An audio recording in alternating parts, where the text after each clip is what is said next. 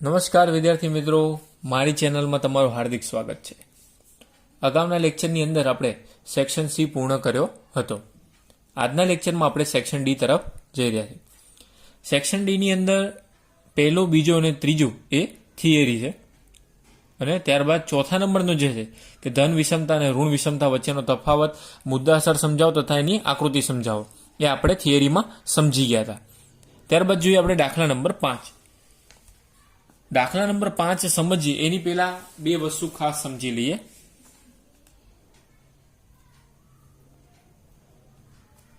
ધ્યાનથી સમજશો તો તમને દાખલામાં બહુ ફાયદો થશે। દાખલામાં જો વધુ સમિતતા શબ્દનો ઉલ્લેખ કરેલો હોય, વધુ સમિતતા, તો હંમેશા યાદ રાખવાનું કે 0 થી જે આન્સર મળે એ 0 થી જે સૌથી નજીક હોય તે ગણાય। આ ક્યાં ઉપયોગ થશે આપણે આગળના દાખલામાં ઉપયોગ થશે, પણ કેવી રીતના થશે હું આગળ શીખવાડું। પણ આટલું યાદ રાખો કે વધુ સમિતતા શબ્દનો ઉલ્લેખ કરેલો હોય તો 0 થી જે આન્સર મળે, જેનો જે આન્સર મળે, જે ફોર વિષમતાક, તો વિષમતાકનો જે જવાબ મળે એ 0 થી સૌથી નજીક હોય તો એ વધુ વિષમ બને। એમાં બે તફાવતો આપેલા હોય આપણે સમજીશું થોડી વારમાં। ત્યારબાદ છે બીજું, વધુ વિષમ શબ્દનો ઉલ્લેખ કરેલો હોય, વધુ વિષમ શબ્દનો, તો જે 0 થી જે સૌથી દૂર હોય તે ગણાય। બસ આટલું યાદ રાખવાનું। ફરીથી એક વખત સમજી લો કે વધુ સમિતતા શબ્દનો ઉલ્લેખ કરેલો હોય તો 0 થી જે સૌથી નજીક, મતલબ કે આન્સર જે 0 થી સૌથી નજીક હોય એ વધુ સમિતતા ગણાય, અને જે 0 થી દૂર હોય, જે 0 થી દૂર, જે આન્સર 0 થી દૂર હોય એને વધુ વિષમ કહેવાય। હવે દાખલામાં જે પૂછ્યું એ પ્રમાણે આપણે કરવું પડે। દાખલા તરીકે દાખલા નંબર 5 જોઈએ આપણે।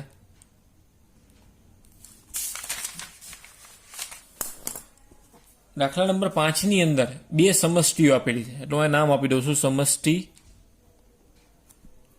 એ અને સમષ્ટિ બી। સમષ્ટિ એ ની અંદર x બાર આપ્યો છે 56, એમઓ આપ્યો છે 60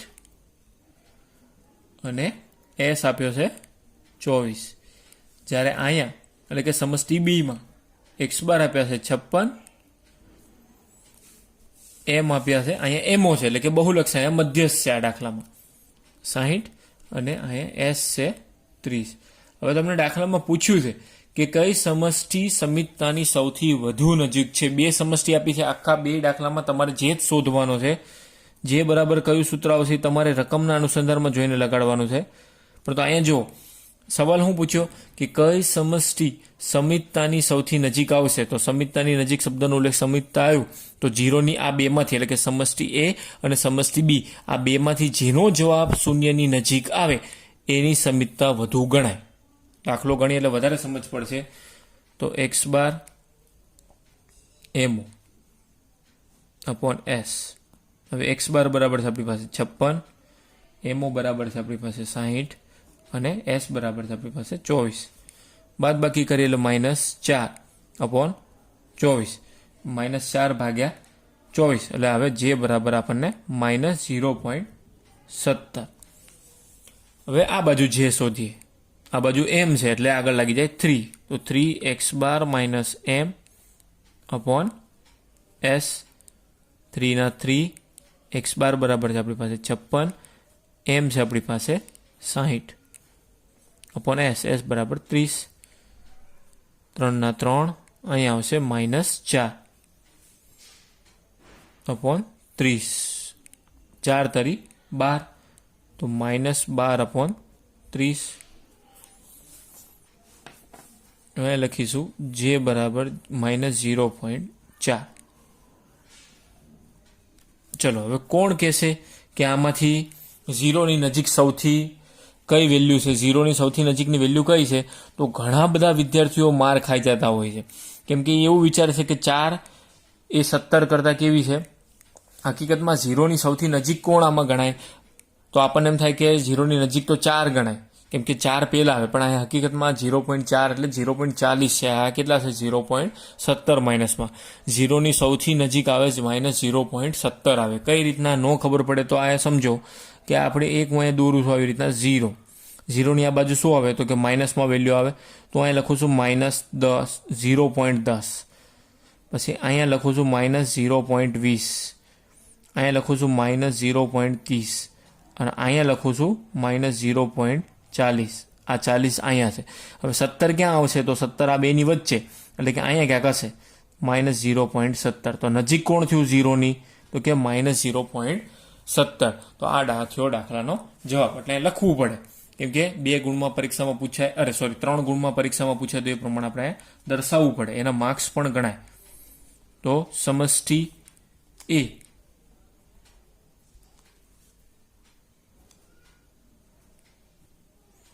સમિતતાની વધુ નજીક છે. બસ આટલું યાદ રાખવાનું. ફરીથી એક વખત આ સમજી લ્યો કે વધુ સમિતતા શબ્દનો ઉલ્લેખ કરેલો હોય તો જે જવાબ એ શૂન્યની નજીક હોય એ જોવાનું, અને વધુ વિષમ શબ્દો વાપર્યો હોય તો આગળ આ જ દાખલામાં વધુ વિષમ કીધું હોત તો આ દાખલાનો જવાબ આ આવે, પરંતુ અહીંયા તમને શું કીધું છે? વધુ સમિત, તો આ જવાબ આવે. હવે આપણે દાખલા નંબર એની પછીનો એટલે દાખલા નંબર 6 જોઈએ. દાખલા નંબર 6 ની રકમ વાંચીએ.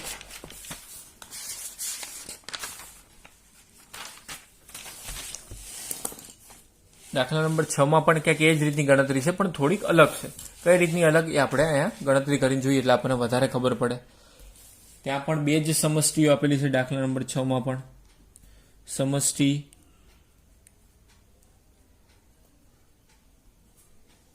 એ અને સમષ્ટિ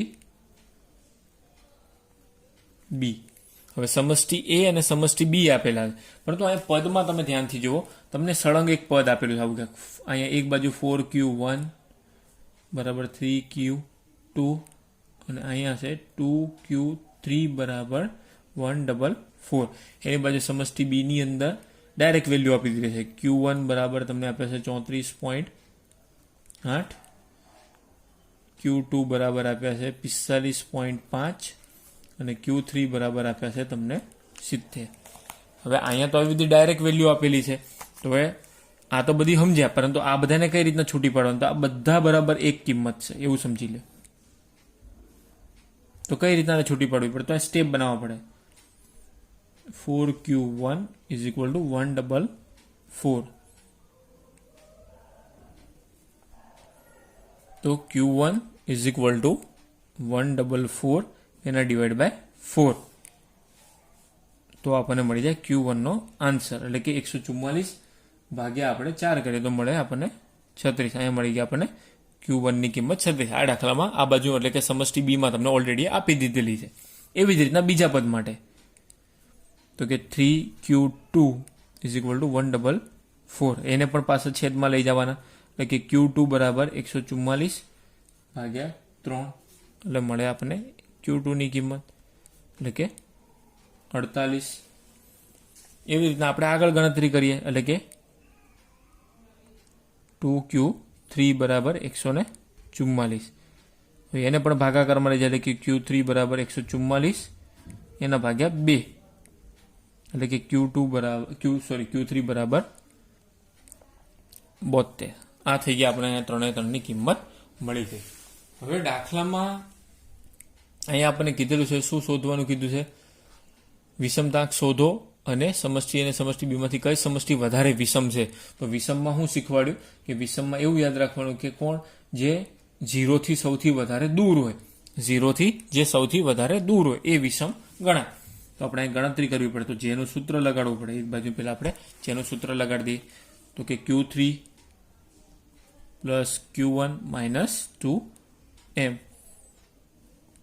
upon Q3 - Q1. Q3 ની વેલ્યુ કેટલી છે દાખલામાં? તો કે 72 પ્લસ Q1 ની છે 36, 2 ના 2, m ની વેલ્યુ કેટલી છે? હવે Q2 અને m બંને સરખા કહેવાય. અગાઉ આ વસ્તુ મેં તમને એક્સપ્લેન કરી દીધી છે, એટલે અહીંયા સીધું લખું છું 48. Q3 બરાબર છે આપણી પાસે 72 અને Q1 છે 36. હવે 72 પ્લસ 36 કરેલા આપણને મળે 108 માઇનસ 2 ગુણ્યા 48 એટલે 48 દુના 96, 36 દુ 72 એટલે અહીંયા આવશે 36. હવે 108 માઇનસ 96 કરીએ એટલે આપણને મળે 12 અને ભાગ્યા 36. હવે આપણે દાખલામાં જે મળી ગયું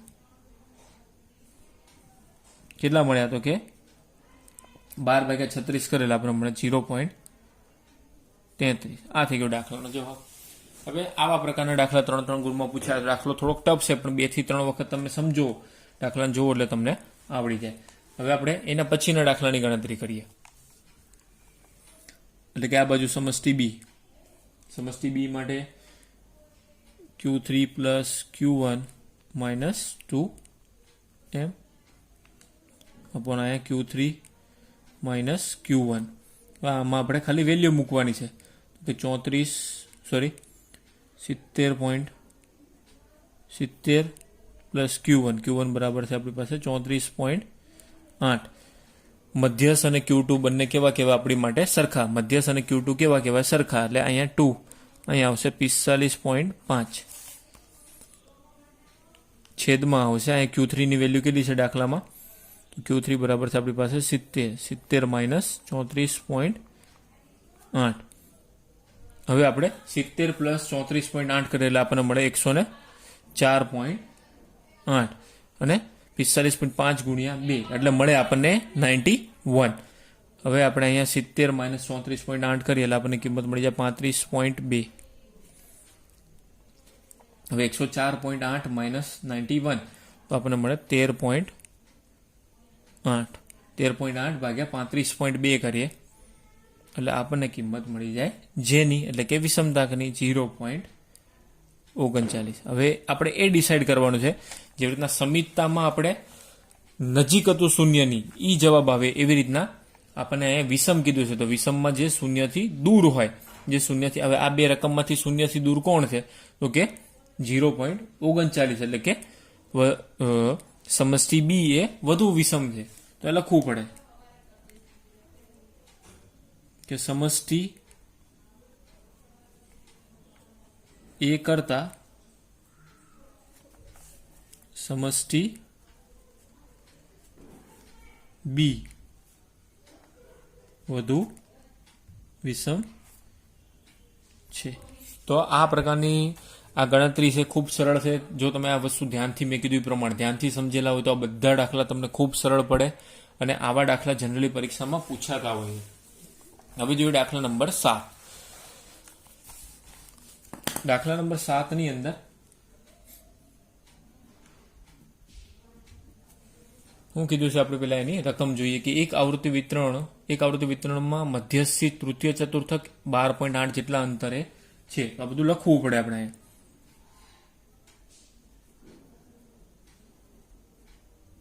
મધ્યસ્થથી Q3 12.8 જેટલા અંતરે છે.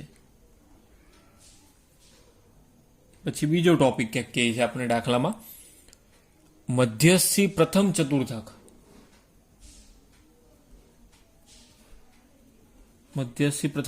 એટલે Q1 એ કેટલા અંતરે છે તો કે 11.2 જેટલા અંતરે છે.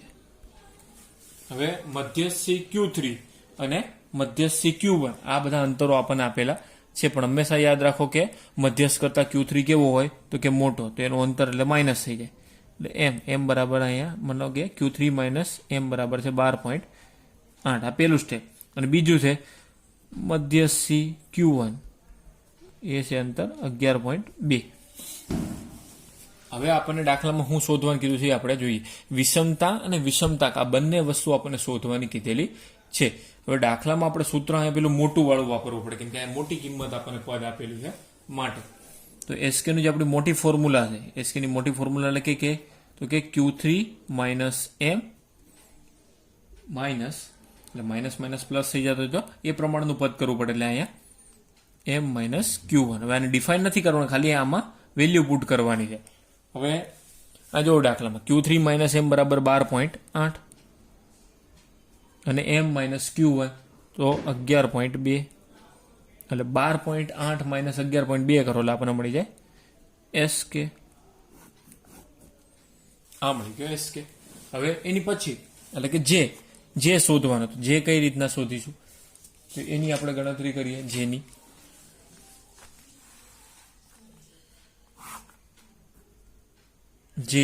તો જેની ફોર્મ્યુલા શું છે તો કે જેની ફોર્મ્યુલા પેલી મોટી વાળી સૂત્રની એટલે કે Q3 minus M minus Q1 છેદમાં અહીંયા વચ્ચે શું આવી જાય, ખાલી ને ખાલી પ્લસ, એટલે કે Q3 માઇનસ એમ અને એમ માઇનસ Q1. આ પ્રમાણમાં વેલ્યુ મૂકી દઈએ. ડાયરેક્ટ SK ની વેલ્યુ મૂકી હોય તો પણ મૂકી શકાય, કેમ કે આ પદ બરાબર તો SK જ છે. આપણે આ લખીએ છીએ કેમ કે નીચે પણ સેમ ગણતરી કરવાની છે માટે. તો 12.8 માઇનસ 11.2, 12.8 પ્લસ 11.2. 12.8 એની ગણતરી કરી એટલે બાદ બાકી કરી એટલે આપણને ખબર છે 1.6 SK બરાબર આપણને મળી ગયેલો છે. પરંતુ 12.8 પ્લસ 11.2 કરીએ તો આપણને મળે 24 અને અહીંયા કિંમત મળી ગઈ આપણને જેની. જે બરાબર કેટલો તો એ આપણે ગણતરી કરીએ એટલો, એટલે કે 0.07. મતલબ આ વિષમ કેવી થશે, આ ધન વિષમતા છે. હવે જોઈએ દાખલા નંબર એની પછીનું, એટલે કે દાખલા નંબર 8. દાખલા નંબર 8 શું કહેવા માંગે છે સમજીએ. પહેલા તો એની રકમ સમજીશું ત્યારે જે દાખલો આપણને સમજ પડશે, નહીં તો દાખલો સમજ પડશે નહીં. આપણે સૌથી પહેલા એની રકમ વાંચીએ કે એક માહિતી માટે ચલનાંક. આપણને બધાને ખબર છે કે ચલનાંક એ કયા ચેપ્ટરનો છે. ચલનાંક એ ચેપ્ટર નંબર 4માં. ચલનાંક એટલે સીવી. કેટલા ટકા છે તો કે 25. ત્યારબાદ છે એક્સ બાર. એક્સ બાર કેટલા આપ્યા છે દાખલામાં તો કે 32. ત્યારબાદ છે એમઓ. એમઓ એટલે થાય બહુલક. બહુલક બરાબર છે આપણી પાસે 32.2. 32.2 તો તેની વિષમતાંક શોધો. હવે વિષમતાંક એટલે શું થાય તો કે જે આપણે દાખલામાં સ્પષ્ટ કહી દીધું છે કે આપણે વિષમતાંક જ શોધવાનું છે. તો આપણે સૌથી પહેલા સૂત્ર લગાડીએ સીવી. તો સીવીનું સૂત્ર